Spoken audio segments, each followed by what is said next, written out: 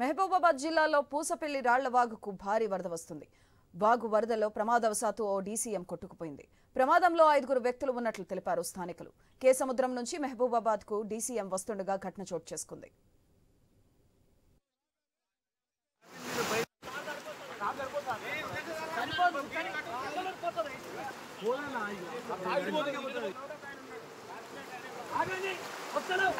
అన్న torch light కొట్టి ఒకసారి.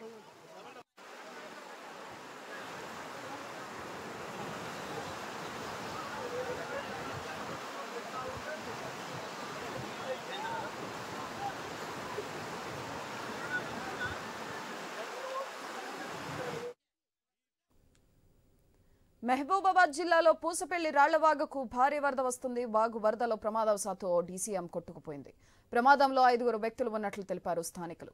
కేసముద్రం నుంచి మహబూబాబాద్ కు డీసీఎం వస్తుండగా ఘటన చోటు చేసుకుంది.